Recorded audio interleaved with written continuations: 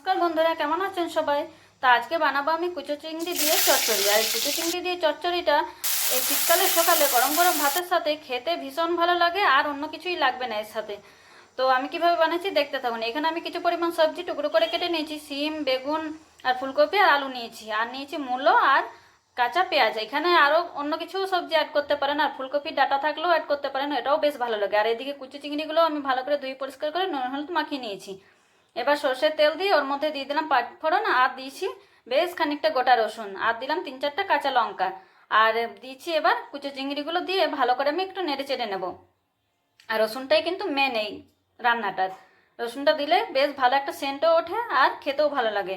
আর দিয়ে দিলাম একটা বড় সাইজের পেঁয়াজ, ঝিরিঝিরি করে দিয়ে দিয়েছি।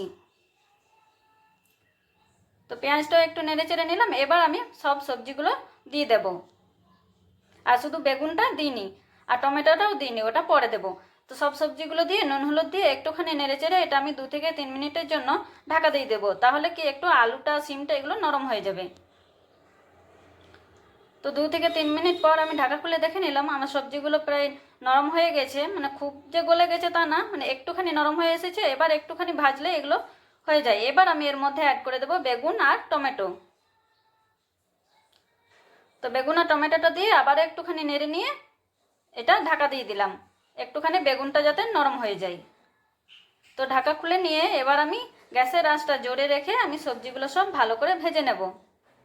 তো দেখুন আমার সবজিগুলো বেশ ভালো করে ভাজা হয়ে গেছে। আর উপর থেকে দিয়ে দিলাম একটুখানি গরম মশলার গুঁড়ো। আর এখানে কিন্তু ভাজা মশলার গুঁড়োটা দিলে বেশি ভালো টেস্ট হয়, তো আমার যেহেতু ছিল না আমি গরম মশলার গুঁড়োটাই দিয়েছি। তো আমার এদিকে হয়ে গেছে চচ্চড়ি, আমি এবার এটা নামিয়ে নেবো। আর এটা গরম গরম ভাতের সাথে খেতে ভীষণ ভালো লাগে। আমি বলবো যে আপনারাও একবার ট্রাই করে দেখবেন, খুবই ভালো লাগে। শীতকালের বিভিন্ন রকমের সবজি দিয়ে ফুলকপি ডাঁটা, মূলোর ডাঁটা দিলে তো আরও বেশি ভালো লাগে। তো আজকের রেসিপি এখানেই শেষ করলাম, টাটা।